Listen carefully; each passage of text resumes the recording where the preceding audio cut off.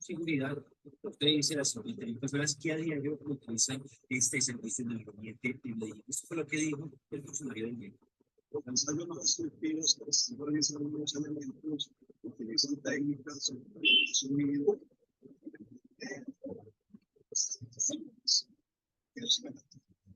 de inspección que están verificadas.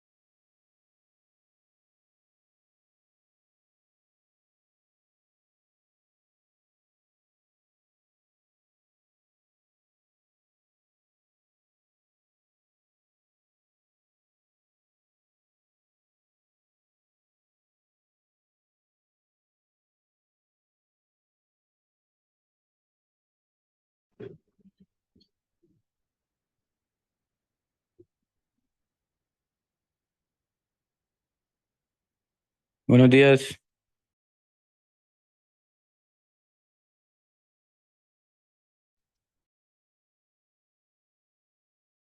Buenos días, doctor. Esperemos un momentito que sean las 7 en punto para empezar.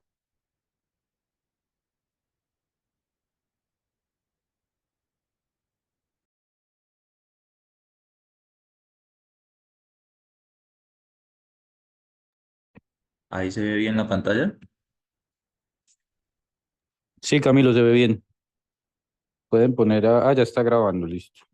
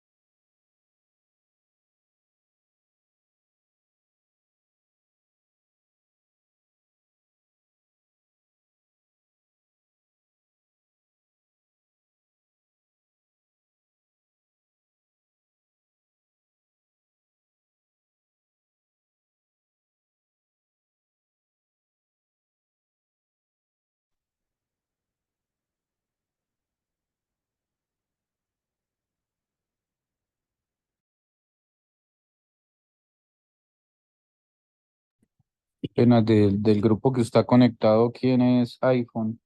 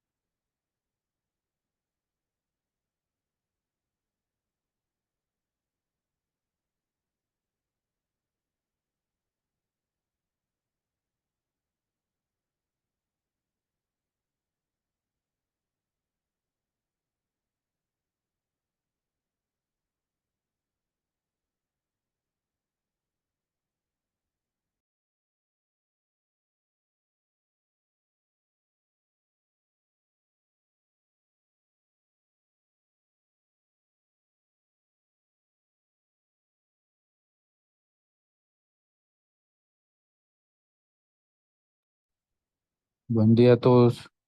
¿Quién será iPhone?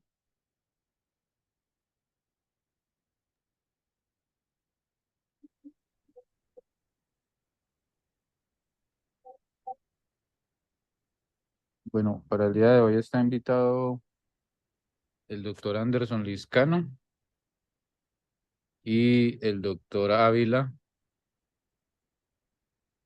que son, Anderson Liscano es conocido pues en el servicio porque es un egresado de la UIS y es ortopedista oncólogo en el Hospital Internacional. Y el doctor John Ávila es hematólogo del Hospital Internacional también. No sé si ellos estén conectados. No, no los veo. Pero Sí, demos sí. inicio. Buenos días, Buenos días. Ah, eres Lenovo. Buenos días. Soy ¿Cómo- yo. cómo va todo? ¿Cómo está? Buenos días. Bien, bien, No sé si bienvenido. esté John ya. Ah, bueno, aquí le voy a poner cuidado si lo veo conectado. Muchas gracias por aceptar la invitación a participar en el seminario, Anderson. Es muy importante que No, estés muchas acá gracias a ustedes por la invitación. para poder aclarar algunas cositas. Listo, Camilo, adelante. Listo. Ok, bueno, escuchan bien, ¿cierto? Eh, bueno, para el día de hoy vamos a tener la actividad charla respecto a mieloma múltiple, un enfoque, abordaje diagnóstico y manejo pues desde la parte principalmente de ortopedia, el servicio pues que no estamos familiarizados, igual pues a entender que es una patología multidisciplinaria en la cual pues intervienen diferentes subespecialidades y especialidades para un manejo pues adecuado de esta patología que pues en realidad es bien compleja y con a veces un pronóstico no tan, no tan bueno y con una calidad de vida muy disminuida de estos pacientes. Entonces eh, los objetivos del día de hoy es revisar algo de la definición y epidemiología del mieloma múltiple, entender el abordaje diagnóstico para clínicos y por imágenes de esta patología y conocer las opciones de tratamiento principalmente desde el enfoque pues de la parte ortopédica sin desconocer pues la parte médica y como tal de pues medicamentos y manejo netamente sistémico. Primero que todo, pues algo de base en para esta patología, que es derivada pues de una neoplasia hematológica. Tenemos el linaje, una célula madre sanguínea que va a dar origen a ese componente mieloide y linfoide, de la parte de la célula madre linfoide, linfoblasto, que es como ese precursor linfocítico, que se va a diferenciar dependiendo pues de los órganos donde se encuentra el linfocito B, linfocito T, y que para la condición del mieloma múltiple es principal e importante la célula plasmática o es el linfocito B ya especializado, maduro, pues que ya hizo su paso netamente por los órganos linfoides, ganglios linfáticos y vaso principalmente. Entonces, ese linfocito B que, pues, digamos, a la microscopía, tiene una característica, un núcleo excéntrico, un citoplasma basófilo heterocromático que lo hace particular y diferencial respecto a las otras células que podemos encontrar pues en un aspirado puntualmente de médula ósea. principalmente su maduración sea en órganos linfoides y posteriormente esa activación y convertirse en células B efectoras para la producción principalmente de anticuerpos, que es clave para esta patología. Esa célula plasmática ya establecida, funcional en su entorno prenormal, va a generar una producción de anticuerpos específicos al antígeno al cual fue expuesto. Evidentemente solo produce, o esa célula pues, solo produce anticuerpos al antígeno que estuvo expuesto, pero vamos a entender que es una gran cantidad de células, por ende va a haber una gran cantidad de anticuerpos específicamente para ese antígeno y va a ser parte fundamental de la respuesta inmunohumoral que pues todos tenemos ante este tipo de, pues, de agentes antigénicos. Entonces, principalmente célula plasmática es el actor de esta patología, células B efectoras y anticuerpos son los que tenemos que tener en cuenta a lo largo de esta charla para entender fisiopatología, manifestaciones clínicas derivadas de la misma. ¿Cómo se define el mieloma múltiple? Es una neoplasia de células plasmáticas monoclonales, es decir, esa célula plasmática que sufre cambios a nivel pues, citogenético y demás, que lo van a llevar a una función anormal con producción excesiva normal de un solo tipo pues, de anticuerpos, por eso es monoclonal. Se va a dar una producción anormal de anticuerpos, como lo decía ahí mismo, va a ser una proliferación excesiva igualmente en la médula ósea y derivado de esa proliferación excesiva en médula ósea, producción excesiva anormal de anticuerpos, va a generar los daños tisulares específicos, pues bueno, tisulares en cada área y va a estar asociado con los signos y síntomas que vamos a encontrar a nivel clínico, de imagen y paraclínico en este tipo de pacientes, donde de manera pues de abreboca respecto a al grueso, lo que todos conocemos del mieloma múltiple, lo que lo podemos asociar, si bien no lo manejamos con frecuencia, es el acrónimo de CRAB, que hace referencia a hipercalcemia, disfunción renal, anemia y alteraciones óseas. Esas son las cuatro características históricas principales del mieloma múltiple que vamos a desarrollar más adelante, pero que pues hay que tener en cuenta que ahí se va a enfocar todo nuestro algoritmo de tratamiento y diagnóstico de la misma. Epidemiológicamente hablando, es aproximadamente 1 a 2% de todos los tipos de cáncer. Hay un aumento en la incidencia que se ha venido pues en el tiempo desde su digamos, aparición, diagnóstico y tratamiento inicial, si bien posiblemente asociado a que se está haciendo una detección un poco más temprana de esta patología, se ha buscado más estudios más especializados, por ende pues se diagnostica de una manera en mayor cantidad en concordancia con este aumento de la incidencia. Describen hasta una mortalidad del 45% en los primeros 5 años. Para Estados Unidos hay aproximadamente 36.000 nuevos casos anuales y esta patología afecta principalmente pacientes entre 65 y 74 años de edad.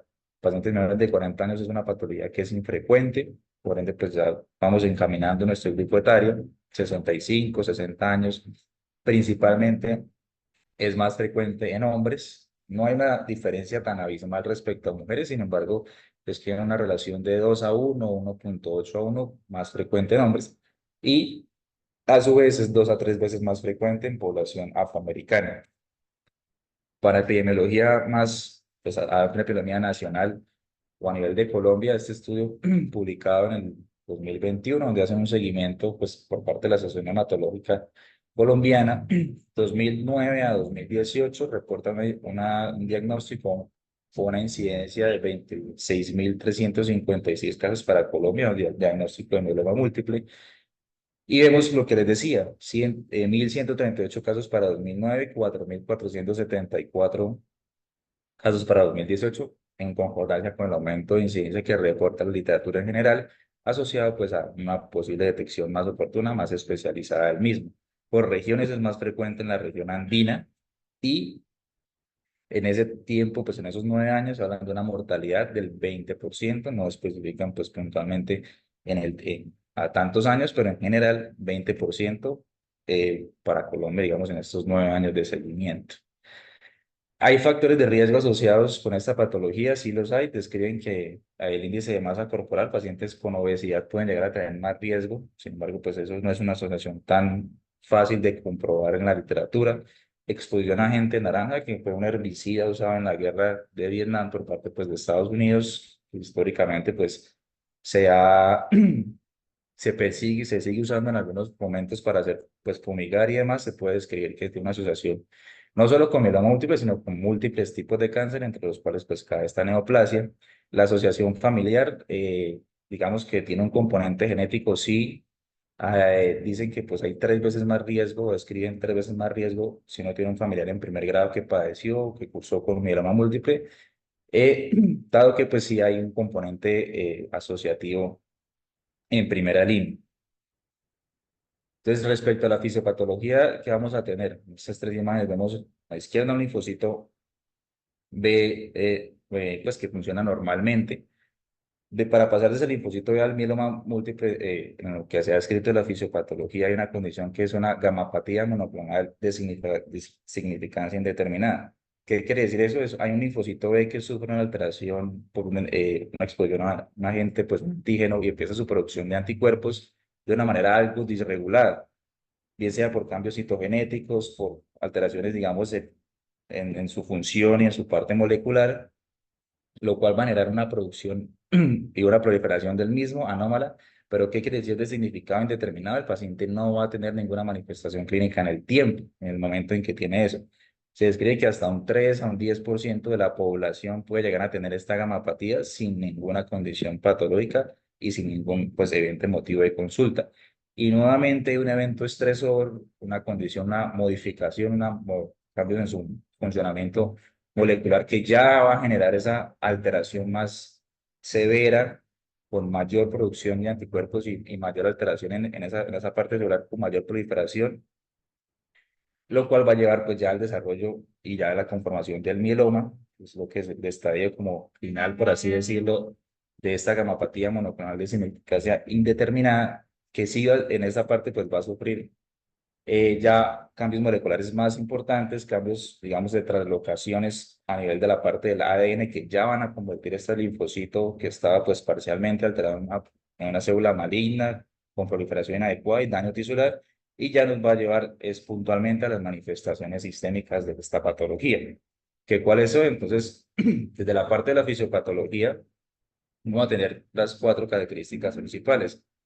Hipercalcemia, que es la C; falla renal o alteración renal, que es la R; la A, que es de anemia, pues esa disfunción hematológica asociada; y B, que es la parte de Bond, las de lesiones óseas asociadas. Entonces, fisiopatológicamente, ¿qué va a pasar? ¿Y por qué se va a producir esa hipercalcemia o esa alteración del calcio?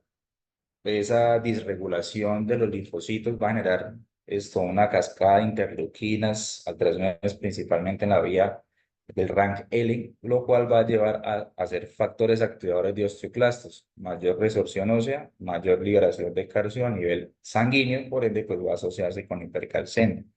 La falla renal o el daño renal, sin lugar a duda, pues se va a ver perpetuado o también dañado por ese proceso inflamatorio, ese excesivo de calcio a nivel sanguíneo, que va a forzar esa parte glomerular para la filtración.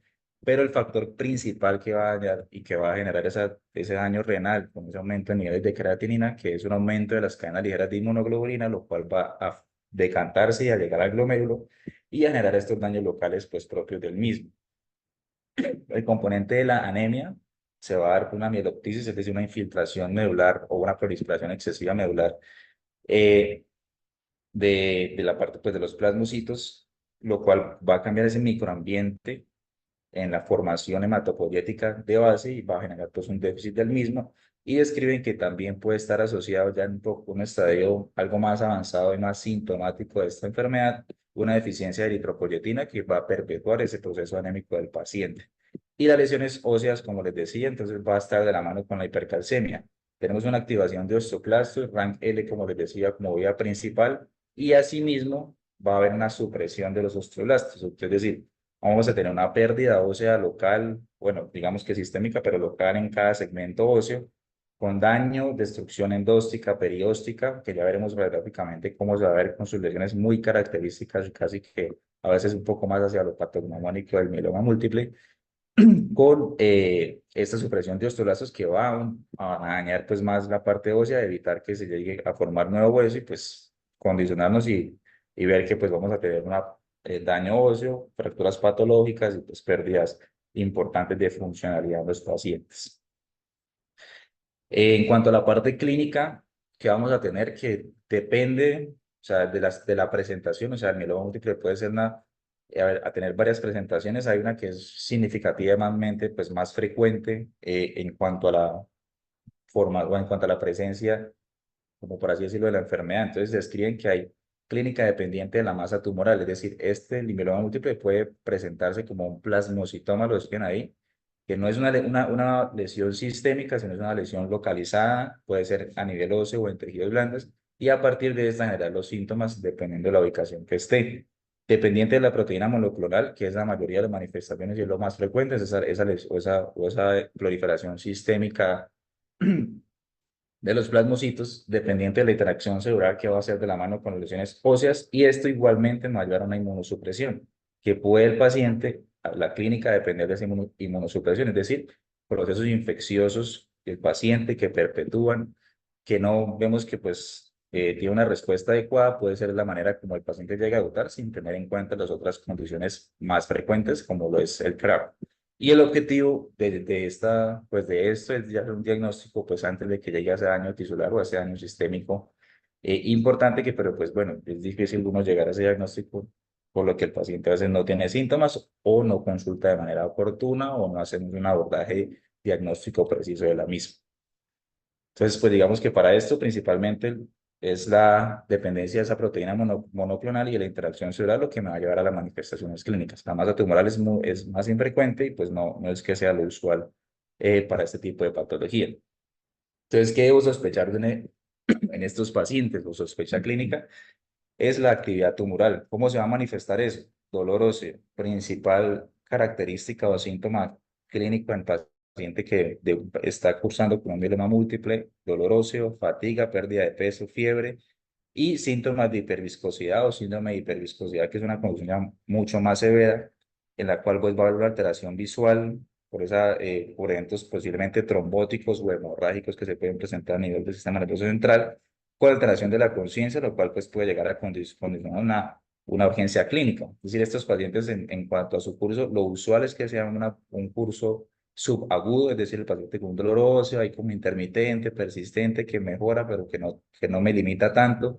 Y ya cuando se suman otras condiciones u otros síntomas, como la fatiga y la pérdida de peso, derivados pues, de esa anemia persistente que puede tener el paciente o puede debutar con una falla renal o alteración renal, pues ahí es donde, digamos, ya llega a la parte clínica o ya llega pues con el médico a urgencias además. Pero sí hay eventos agudos, como lo puede ser la hiperviscosidad, que es un déficit neurológico visual asociado, el cual pues sí llega a ser una urgencia clínica, o inclusive pacientes que tengan en falla renal también instaurada, pues es otro tipo de asociación. ¿Y cuáles son los síntomas, o bueno, los signos y síntomas más frecuentes y en acorde pues en porcentaje en pacientes que ya tienen un diagnóstico de nuevo de mieloma múltiple? Esta revisión es del 2017, 1027 pacientes con diagnóstico de nuevo de mieloma múltiple.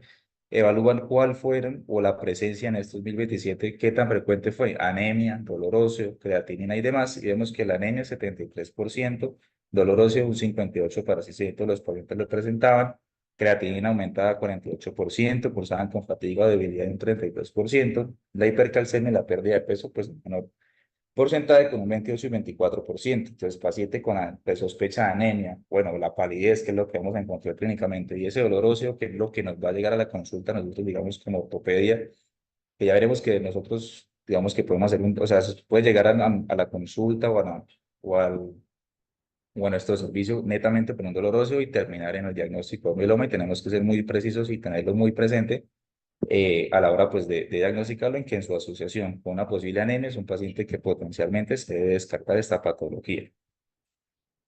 Y ese dolor óseo, ¿por qué es importante? Entonces, vamos a ver que al momento del diagnóstico de estos pacientes, hasta el 25% de ellos pueden tener fracturas patológicas o fracturas pues, patológicas por compresión, que es puntualmente a nivel de la columna vertebral, o con una osteoporosis difusa, que es un paciente como una calidad ósea que uno ve, paciente de 50, de 65 años, que pues aparentemente era activo, pero que en la radiografía vemos una calidad ósea de una persona un poco más longeva que no concuerda. En ese contexto doloroso, sospechar que sea un inicio, un proceso inicial de una neoplasia hematológica, pues puntualmente esta. Ese dolor óseo, ¿dónde va a estar localizado? Esqueleto axial. El paciente se va a quejar principalmente de dolor en la espalda, cuello, hombros y caderas, pero más hacia la parte pélvica. Realmente es muy raro que debute con dolor en las extremidades puntualmente o en el esqueleto apendicular. ¿Qué vamos a tener de característica, digamos, semiológica del dolor en el paciente con mieloma que aumenta con el movimiento? Inclusive ellos, los pacientes lo caracterizan como un dolor que puede, o sea, un 10% que puede llegar a ser severo con tan solo moverse y que el dolor se cesa o se mantiene de menor intensidad en las noches. ¿Qué es lo otro que podemos ver en los pacientes con este tipo de patología que hacen una disminución en la talla? El paciente refiere al doctor que pues me veo como como pues he perdido talla, como más pequeño, asociado a dolor óseo, pues evidentemente hay que sospechar esta patología y esa disminución de la talla se da por un colapso continuo de toda la columna vertebral, pues lo cual va a hacer que el paciente pues se vea más pequeño o bueno, perciba esa sensación de que está perdiendo su estatura asociado al dolor en movimiento que mejora en la noche. Y lo otro importante que se debe destacar es y que puede dotar el paciente, como les decía, una condición subaguda que el paciente cursa con ese dolor y que está en estudios, y así como hay síndrome o el síndrome o la parte de hiperviscosidad, el paciente también puede dotar con una compresión espinal. Esa compresión espinal, ¿por qué se puede dar? Por dos, digamos, características, un plasmocitoma o un acúmulo celular tumoral puntualmente que comprime esa médula espinal, o por una fractura vertebral inestable que va a generar algún fragmento óseo que va a entrar al canal y va a generar estos síntomas de compresión. Siempre entonces, dolor óseo, evaluar fuerza de miembros inferiores, fuerza de miembros superiores, porque no es infrecuente que pueda ser un compromiso cervical, aunque lo más frecuente es toracolumbar. Siempre descartar esto. Si hay una sospecha de compresión medular, de una vez hacer un abordaje diagnóstico inmediato, amplio, estudios especializados y evaluar si el paciente necesita casi que se lleva a una cirugía pronta para hacer esa liberación medular y evitar progresión de la misma con secuelas a futuro que ya puedan llegar a ser irreversibles. Pues siempre reflejos, fuerza muscular, el paciente que se queja de debilidad y parece asociado a su dolor óseo, ya digamos bien sabemos que es un signo de bandera roja y hay que encaminarlo, hay que buscarlo. Si es por grupo etario, 60, 70 años, con anemia, pérdida de peso, vence en un mieloma múltiple casi que de entrada.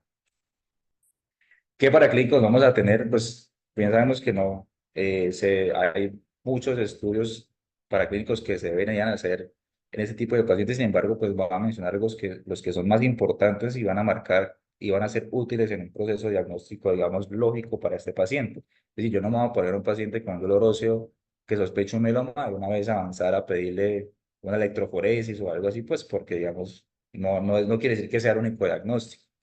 Entonces, para clínicos de base, hemograma, calcio sérico, función renal. El paciente vemos que tiene ese dolor óseo, tiene una sospecha clínica y tiene un hemograma con anemia o encontramos hipercalcemia, alteración de la función renal. Ahí sí ya tenemos, pues hemograma, vamos a ver que está anémico, calcio sérico aumentado, función renal con esa creatina elevada. Sí, ya tenemos un argumento más para pensar en que ese paciente puede estar cursando con una neoplasia hematológica y pasamos a la electroforesis de proteínas en suero de orina que puntualmente lo que evalúa es pues, esa distribución que es normal de esas proteínas séricas, en el cual el pico de la albúmina es mayor respecto a las demás proteínas que manejamos séricas, pero en este caso el paciente con posible o con un diagnóstico o una presencia de un mieloma múltiple va a tener un pico asociado, usualmente son cadenas gamma globulinas, que son cadenas livianas, perdón, y eso es lo que vamos a encontrar, hasta un 80% de los pacientes va a tener esa alteración asociada a los otros paraclínicos que ya tenemos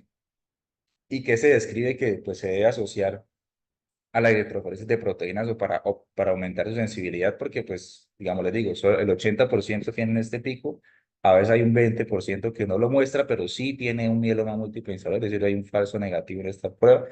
Entonces si se debe aumentar la sensibilidad o se debería ordenar de una inmunofijación que lleva una sensibilidad a mayor del 90%. Y si hago una cuantificación o medición de cadenas libres en suelo, también aumento sensibilidad hasta un 97%, por lo cual pues ya sería este complemento del mismo. Y una vez ya tenga ese diagnóstico más que encaminado a complementar estudios con albúmina sérica para dar el estado nutricional del paciente y asimismo compromiso de ese pico de gamma-globulina que va inclusive a sobrepasar el de la albúmina. Y ahora el lactato de cerebrinosa para pues también como manera de seguimiento en cuanto al tratamiento y actividad tumoral que tenga el paciente al momento de diagnóstico, e igualmente la beta-2 microglobulina. Tenemos entonces síntomas clínicos, laboratorios y paraclínicos que vamos a ordenar a ese paciente para encaminarlo. Lo otro que pues usualmente, o esto casi que es de la parte más medicina interna de hematología, son los que nos hacen esa aproximación con mucha más experiencia y pasan a sospechar que ya tenemos casi que un diagnóstico por laboratorio. Necesito una aspirada de médula ósea para ver puntualmente cómo está conformado y qué características tiene, y si me da ya pues como por así decirlo el último criterio para yo decir que pues ya tengo un mieloma múltiple instaurado y que hay que pensar como ya en tratamiento. Entonces en el aspirado de médula ósea usualmente pues está a cargo el servicio de hematología, no sé en otros servicios si ortopedia creo que lo haga, pero la verdad creo que es más netamente de la parte de hematología. ¿Y qué van a evaluar? Porcentaje de células plasmáticas menores a un 10%, 10 a un 60% y más del 60%. ¿Qué es lo usual? Que sea menor al 10%. Describen que si en poblaciones más pues adultos, que es la población digamos que encontramos, hasta un 8% en realidad debería ser lo normal de porcentaje de células plasmáticas. Si tenemos más de 60%, vamos a ver más adelante que ya casi que es un diagnóstico, es un criterio diagnóstico de mieloma múltiple, y entre 10 y 60 se debe complementar con otro criterio que ya vamos a decir que es clínico o de imagen para llegar a ese diagnóstico. Que van a evaluar también la morfología e inmunofenotipo de esas células. Marcación de la misma, CD38, CD138 aplica más para células plasmáticas normales y CD56 aplica para células plasmáticas neoplásicas, es decir, ya con cambios hacia pues, la parte tumoral y no células plasmáticas normales. Y la citogenética es una herramienta pues, que está a disposición de la mano, la cual va a hablar ya puntualmente pues, esa parte del genoma, de translocación nuclear, y le va a dar ciertas características. Camilo, Aló. qué pena interrumpirlo. El doctor John Ávila, hematólogo. Buenos días, doctor John. Él está disponible para aportar en esta parte como tan específica que tenías la duda, ¿sí? Adelante, doctor John. ¿Cómo están? Muy buenos días. Antes que nada, me disculpo por hacer una intervención, digamos, tan breve y en medio de la exposición. Es que me debo retirar a procedimientos, pero básicamente, a ver, para la sospecha de mieloma múltiple, coincido con que la anemia viene a ser, digamos, uno de los principales síntomas. De hecho, como criterio internacional para vos sospechar mieloma múltiple, aparte de la anemia o generalmente hemoglobina menor a 10, que es el criterio, digamos, estandarizado, también se tienen en cuenta otros como aumento de la creatinina sérica,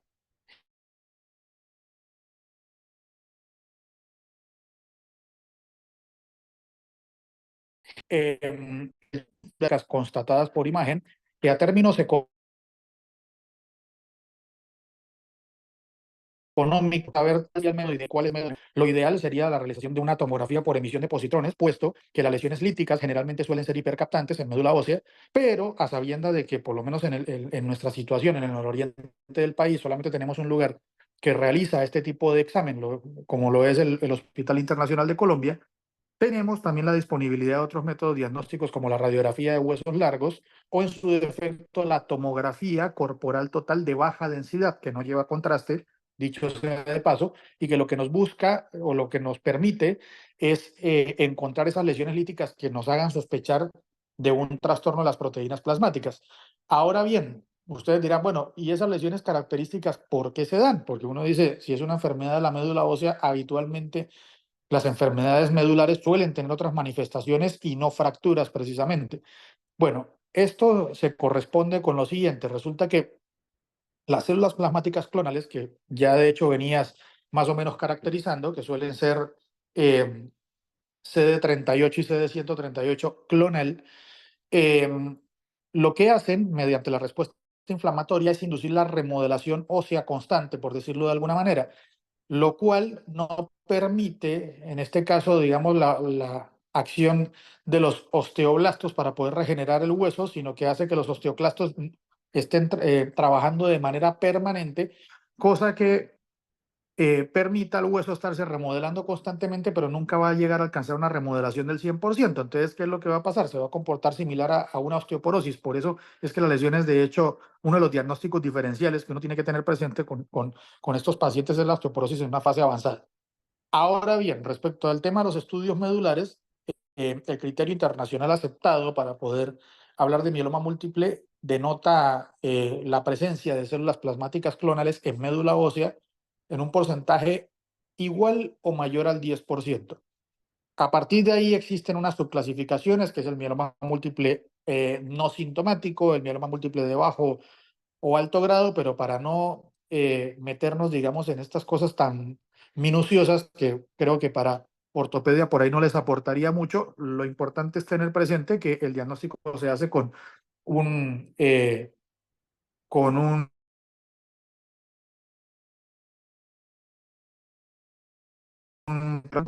clonales documentadas por médula ósea.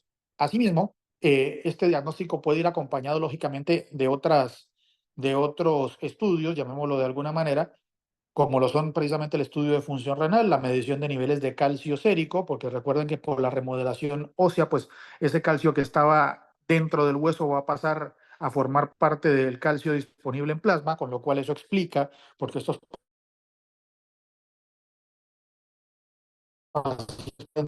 que en realidad puede ser una de las causas que con mieloma múltiple, lógicamente en otras alteraciones como una insuficiencia renal aguda, como un fallo multiorgánico, el tema del laboratorio, en la electroforesis de proteínas también va a ser importante tener presente cuánto es el componente monoclonal medible por laboratorio, porque esto puede de hecho determinar factores de riesgo para el desarrollo de hiperviscosidad, tomando en cuenta que la hiperviscosidad en este caso lo que va a generar son no solamente síntomas orgánicos, sino una alteración importante de la cascada de coagulación. De hecho, los pacientes con hiperviscosidad, precisamente por el desarrollo de anticuerpos contra factores de la coagulación, se pueden comportar tranquilamente como un hemofílico, por ejemplo. Y en estos casos habría, de hecho, que tomar en cuenta la plasmaféresis para poder, lógicamente, filtrar estos anticuerpos monoclonales y evitar que las complicaciones sean mayores como parte del manejo. Doctor, muchas gracias. Muy importante su aporte y muy completo. Muchas gracias a ustedes y bueno, espero que tengan buen resto de jornada. Muchas gracias. Adelante, Camilo. Bueno, gracias, doctor. Bueno, ya pues continuando, entonces, pues lo que decíamos respecto a los estudios de imagen de estos pacientes, pues digamos, el caballo de batalla siempre va a ser la radiografía. ¿Qué pasa? Que el paciente nos llega principalmente a la consulta con el dolor lumbar o, bueno, dolor óseo, remitido con una radiografía, que es el abordaje inicial, pues, que hace la parte de medicina general a veces. Entonces, ¿qué tenemos? Que, pues, el diagnóstico siempre, pues, usualmente empieza por la radiografía. Describen que hasta un 25% de los pacientes se hace un hallazgo de una osteopenia generalizada, por lo que, pues, precisamente ya hablaba el doctor previamente. Pero ¿qué sucede? Pues que la radiografía igual se queda corta, tiene un porcentaje significativo de falsos negativos y se ve superada por estas nuevas, o pues nuevas no, pero sí estudios especializados de mayor alcance, como lo son el BOITAC de bajas dosis, la tomografía con emisión de positrones, principalmente con 18 fluoro de exoglucosa, y el estudio de resonancia, idealmente debe ser una resonancia corporal total, si no es posible, pues que debe incluir al menos la columna en su totalidad y la pelvis. Entonces, si bien la radiografía pues sigue siendo un estudio importante, se debe siempre complementar las guías o lo que habla el Grupo Internacional de Mieloma. Puede ser alguno de esos tres, no deben ser los tres al momento del diagnóstico. Ya en el seguimiento parece que la emisión de positrones pues es mejor en cuanto a seguimiento de esta patología, pero pues se debe complementar con alguno de esos tres para aumentar la sensibilidad del mismo. ¿Y qué tenemos? Entonces vemos este estudio publicado en el cual habla de comparar tomografía de, pues, o body tag con radiografías convencionales o un set convencional de imágenes para estudio de mieloma múltiple. ¿Y qué tenemos? 25% de los pacientes con radiografías normales tenían lesiones líticas en la tomografía, pues de baja irradiación, por así decirlo, pues es como es el estudio que se solicita. Y vemos a la gráfica de la izquierda esa sensibilidad, digamos, distribuida en cuanto a diferencia y con coeficiente, con intervalo de confianza, en el cual toda la cual vemos por segmentos hacia la derecha es a favor pues de la parte del estudio tomográfico, la línea que pasa por el cero hace referencia a que pues puede ser es igual la detección tanto con radiografía como con tomografía, y hacia la izquierda a favor de la radiografía. Y que tenemos que en la mayoría de segmentos el estudio tomográfico es superior a la radiografía, y que si vemos, vamos a ver que al final está que no hay diferencia en fémur y en número tampoco, es precisamente por lo que vemos en la imagen de la derecha. Cuando se hace el estudio corporal total o ese VOITAC de baja radiación, puede ser incompleta la visualización de las extremidades principalmente superiores por la ubicación, por lo cual puede llevar a no hacer una detección adecuada de alguna lesión, y que si el paciente, y si tenemos este estudio como asociado diagnóstico, deberíamos complementarlo con la radiografía, vuelvo y digo, para precisar si hay compromiso también en hueso esqueleto appendicular. Pues si bien no es el más frecuente, el paciente también lo puede tener y se nos puede pasar por alto. Entonces, la radiografía no hay que dejarla del todo a un lado, siempre es una herramienta importante a pesar de pues, los estudios que tenemos de novedad. Y como les decía, la tomografía con emisión de positrones, igualmente por el Grupo Internacional de Mieloma, permite valorar lesiones intramedulares y extramedulares pues, generalizadas, evaluar actividad metabólica de estas lesiones y cuál es la importancia y la utilidad principal que se ha demostrado ya con pues, varios estudios pues, por diferentes cortes, tanto en momento de diagnóstico, seguimiento, respuesta a tratamiento y factor pronóstico. Eso es lo más importante casi que para esta tomografía con emisión de positrones, lo cual creo que es un papel importante si lo tenemos disponible en nuestro medio. Y quería retomar con la parte de la radiografía. Como les decía, hasta un 10 a un 20% las radiografías pueden ser normales, es decir, un falso negativo, porque sí hay una lesión instaurada. Esqueleto axial es el más frecuente comprometido, inicia por cráneo, columna, que es un sitio clásico de compromiso, esternón y la parte de las costillas. Menos frecuente es el esqueleto apendicular, y de estos, el hueso es más, pues digamos, más frecuente es húmero, seguido de fémur, tibia y por último la parte del radio. Si yo quiero hacer un estudio de radiografía que, digamos, no es como el abordaje inicial, pues que ya sabemos que se debe hacer un estudio algo más especializado, bien sea tomografía o resonancia.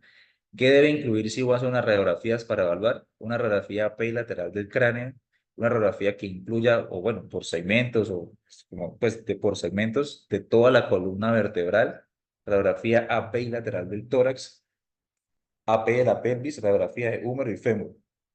Ahí estamos cubriendo pues gran parte del compromiso tanto axial como apendicular de esta patología, y podríamos llegar a hacer un abordaje diagnóstico pues digamos más preciso. ¿Cuáles son esos patrones que vamos a encontrar en la radiografía? Puede ser una osteoporosis difusa que se asocie con fracturas de baja energía múltiples en la columna, bien estén o no. Un mieloma solitario, como les decía, el plasmocitoma, que no es lo más frecuente, y lo que encontramos o que se puede estar presentándose en costilla, pelvis o huesos largos, y la sintomatología va a ser más derivada por esa generación pues, de esa masa o esa lesión localizada, la que me va a dar la sintomatología.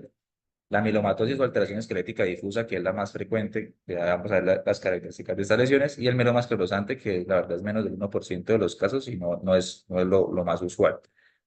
Y como les decía, entonces la imagen radiográfica nos aporta, pues considero yo que un valor diagnóstico a considerar. El 80% van a tener cambios en esa radiografía, y que van a tener unas lesiones osteolíticas. Vemos en la imagen de la izquierda, es la radiografía lateral del cráneo.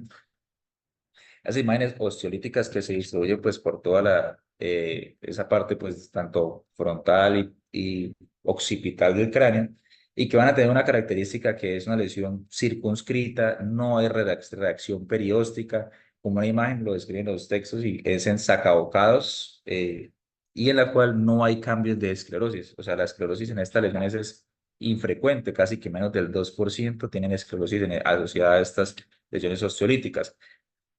Y como lo vemos en la imagen de la derecha, a esta radiografía de húmero, que si uno pudiese, o sea, la ve, digamos, de rapidez, en un contexto clínico, obviamente, del paciente, la puede hasta catalogar como una imagen que se pasa como normal, pero si uno precisa, vemos que hay múltiples lesiones focales, osteolíticas, circunscritas, sin áreas de reacción perióstica, que en este caso lo escriben con como un patrón en sal y pimienta, para, digamos, esta patología y que sí es concordante con las lesiones líticas clásicas del mieloma, derivadas de la hiperactividad osteoclástica sistémica que estamos generando pues, en estos pacientes.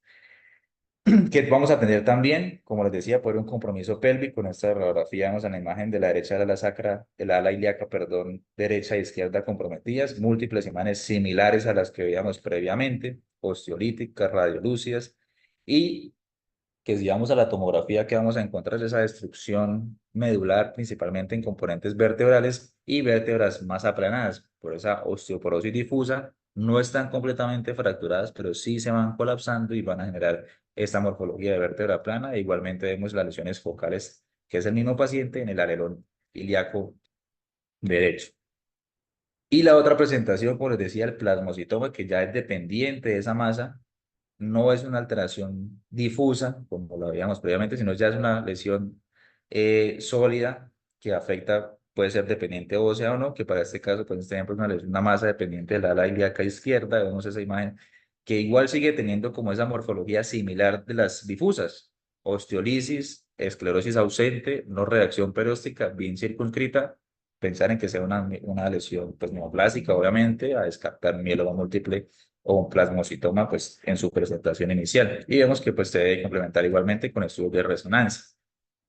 Y en la resonancia que vamos a ver en T1 y en T2, T1 a la izquierda, T2 a la derecha, T1 vamos a tener lesiones hipointensas, vamos a tener colapso de esa componente, de ese cuerpo vertebral, lesiones hipointensas en todos los segmentos corporales, en la gran mayoría de ellos, dependiendo obviamente del curso y la severidad de la enfermedad. Debemos evaluar siempre el canal medular, si hay compresión, si hay una fractura que está indentando algún segmento óseo que me puede estar dañando ese componente de la médula espinal. Y en la secuencia T2, principalmente estilo, vamos a ver que y se debe hacer y con contraste esta resonancia para ver focos hiperintensos que captan en esas zonas de los cuerpos vertebrales y que pues concuerdan con la presencia de una actividad inflamatoria. Bueno, yo sé que no es para ver inflamación, pero sí concuerda con esa actividad tumoral y que realza el medio del contraste y que nos hace pensar en que ya hay un compromiso difuso principalmente, y como lo vemos es pues columna vertebral en su totalidad.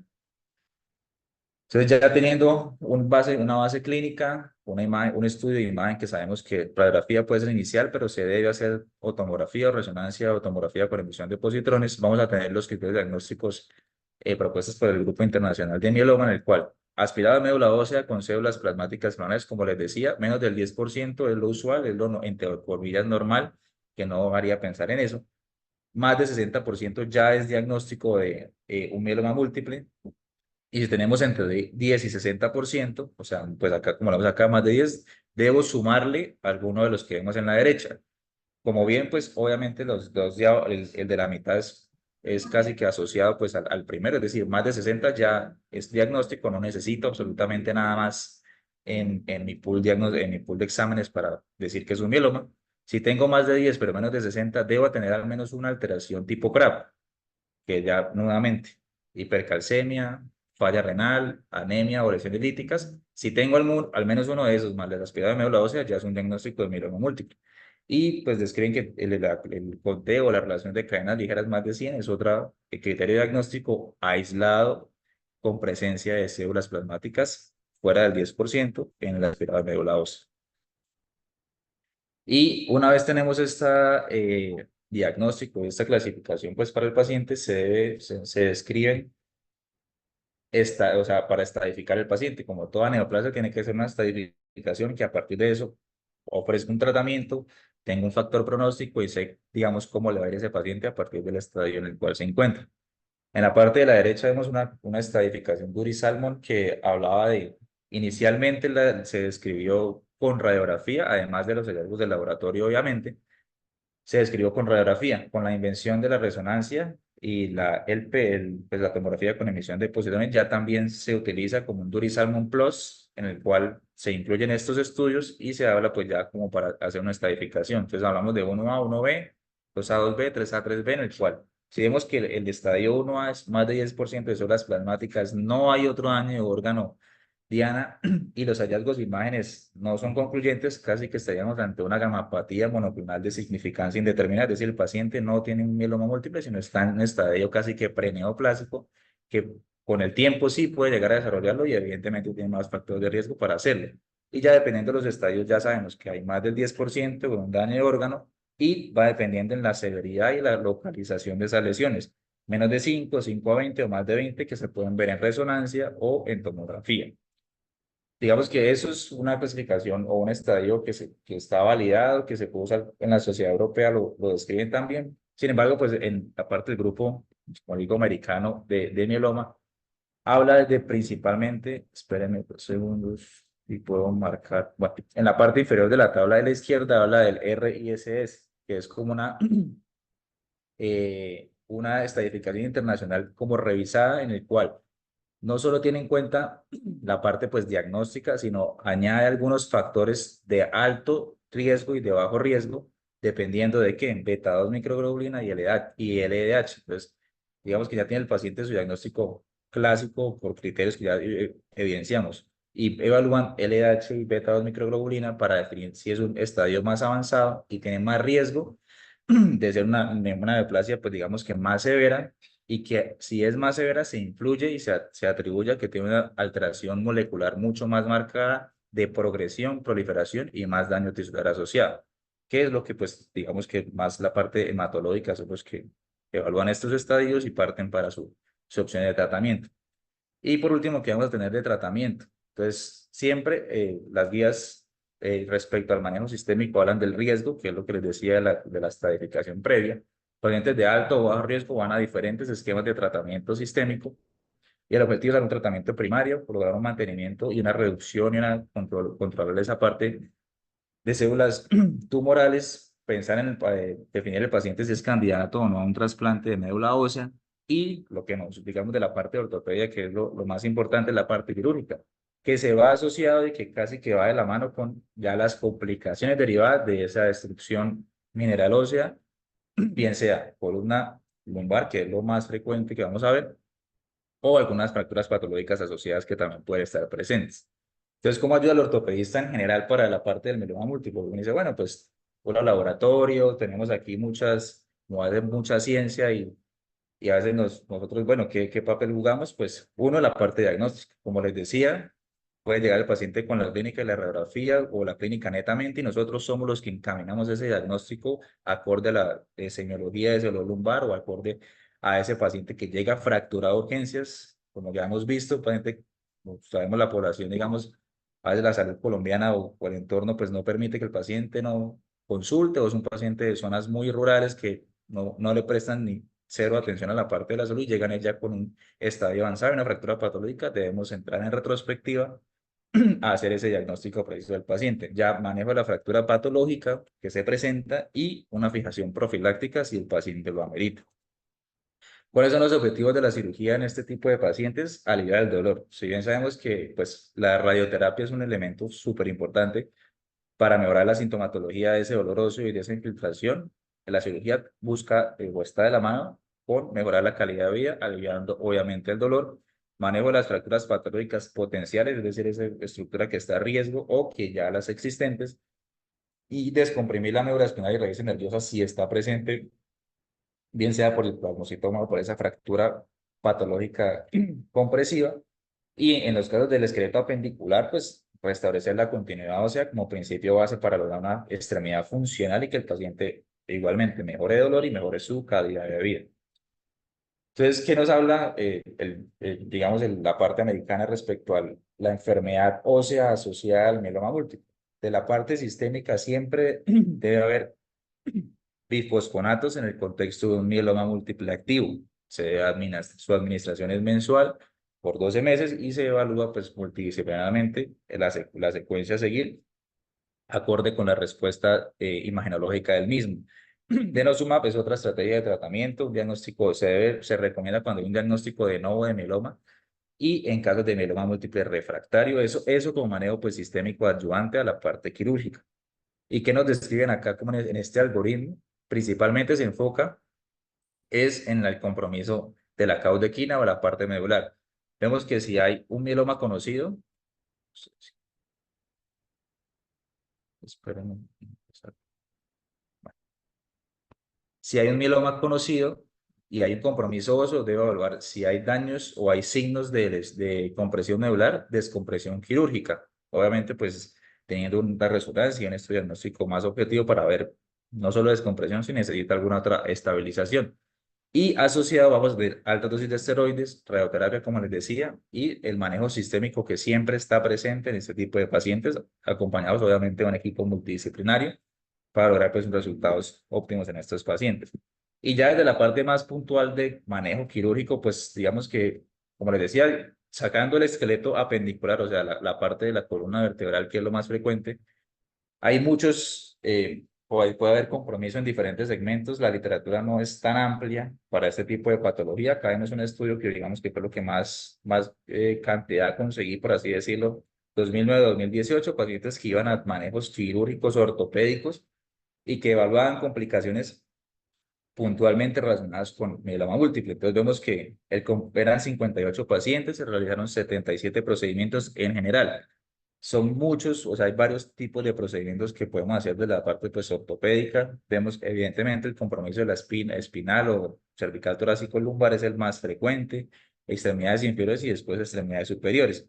¿Y cuál vemos que es el procedimiento que más se realiza? La vertebroplastia o cifoplastia en un 48%, seguido del enclavejamiento intramedular, que es cerca de un 30%, lo cual va de la mano con esas fracturas o ese compromiso diaficiario. Digamos, en este estudio, en los métodos no discriminan si es profiláctico o fractura patológica, los meten a todos los procedimientos que se llevaron. ¿Y qué me pareció importante? Pues la tasa de sobrevida en el paciente que se interviene ortopédicamente, o es decir, que se hace una cirugía buscando aliviar el síntoma. Vemos que tenemos una tasa, acorde a la tabla pues, de Kaplan-Meier, de que una sobrevida tan solo el 34% a los 5 años, lo cual, pues sí, un paciente que ya debuta con una fractura o que requiere una cirugía ortopédica, habla de que un estadio avanzado y que, pues, el objetivo es buscar la calidad de vida y describen que si yo tengo una expectativa, inclusive más allá de 3 meses, debería hacer una intervención a ese paciente porque se beneficia y se justificaría, obvio, sacando, pues, hablando también integralmente de su condición clínica y inmunológica. ¿Por qué? Porque ese paciente tiene también muchas condiciones y mucha, o sea, más probabilidad de complicaciones, como lo vemos acá. Esos mismos pacientes, 77 procedimientos, vemos que no hubo complicaciones en el 76.6%, es decir, una tasa de complicaciones generales casi que cercana a un 25%, lo cual es siempre considerable y pues es importante tratar de tener todo controlado en este paciente para ofrecer yo un manejo quirúrgico más seguro. Y entre los cuales vamos a tener, pues, obviamente la anemia que se perpetúa por el acto quirúrgico, infecciones asociadas con la inmunosupresión, y en menor frecuencia fallas respiratorias o fallas cardíacas en el momento quirúrgico, pues por la severidad y lo cruento que puede llegar a ser este procedimiento.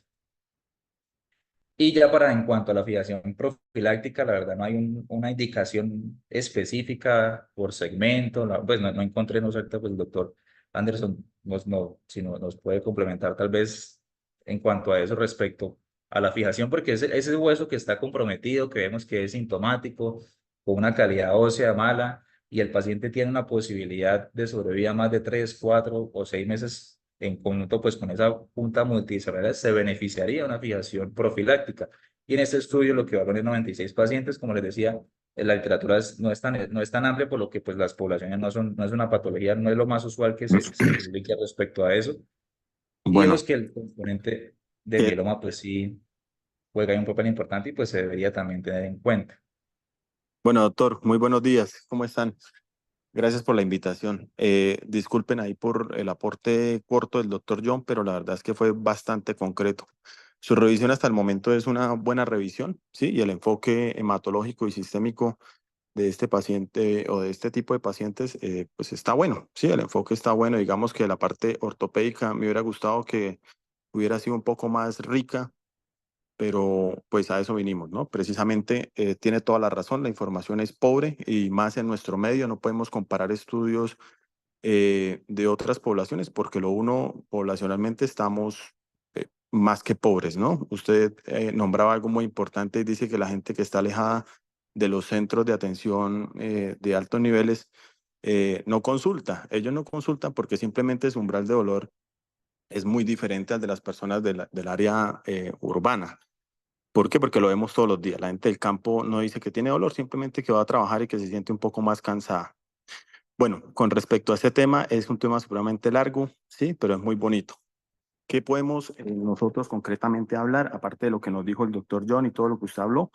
Eso se llama calcular o tratar de calcular la mortalidad en un paciente con mieloma múltiple, ¿sí? Todo este tipo de estudios y todo este tipo de secuenciaciones genéticas que se están haciendo y de aportes para medir como esa mortalidad, digamos que en la parte de ortopedia y en nuestro entorno quedan muy pobres. ¿Por qué? Porque no es lo mismo un paciente que tenga un riesgo, un ISS calculado, ¿sí? Pero que ese mismo paciente tenga una fractura pertrocantérica o subtrocantérica por el mismo mieloma, ya pasa a tener una mortalidad totalmente diferente y eso todavía no tenemos cómo calcularlo. Se han realizado algunos tipos de nomogramas para tratar de calcular como ese riesgo de mortalidad en el paciente, pero la verdad es que la información todavía no nos da para eso.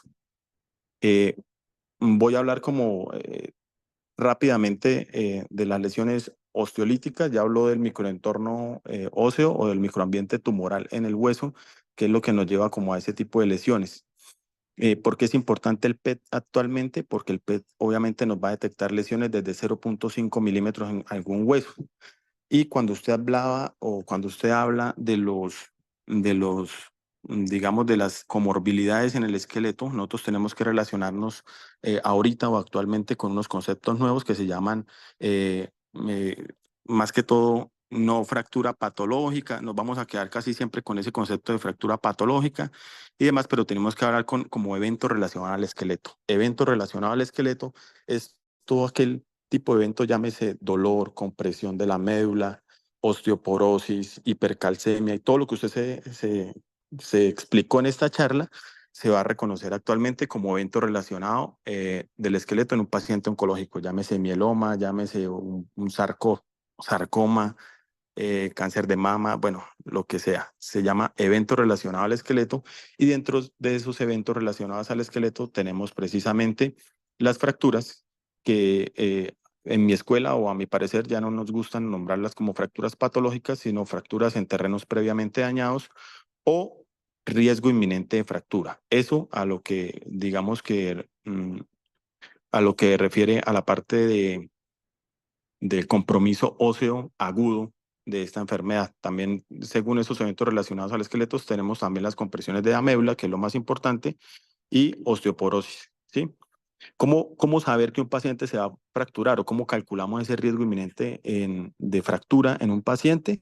Pues sabemos que una lesión va a empezar a doler cuando mide por lo menos 0.6 milímetros y empieza a alterar como la estructura no solo trabecular, sino de la cortical de un hueso, ¿sí? Principalmente nosotros lo que más operamos acá son fémures, ¿sí? Obviamente la parte de columna, si lo hacemos con un manejo multidisciplinario, de por sí todos los pacientes que ingresan con mieloma múltiple tienen que lo uno, ser sometidos a un manejo muy individualizado, porque como estamos viendo, no hay un nomograma, una calculadora que nos diga qué hacer con cada paciente. Y dos, tiene que ser de un manejo multidisciplinario para que ese paciente tenga el mejor factor, digamos, de supervivencia global. Dos, ¿cómo calcular ese riesgo inminente de fractura? Pues si sabemos que una lesión mide 0.6 milímetros y empieza a generar un dolor, pues tenemos que acompañarnos o hablar muy de la mano con el hematólogo para que él nos refiera a los pacientes y nosotros iniciar como ese estudio correspondiente. Hay unas escalas, ¿sí? Y quiero que se estudien de pronto o que se lean y se aprendan esa escala, que es la escala de Mirels, que es una escala en la cual nos podemos determinar el riesgo de fractura de un paciente.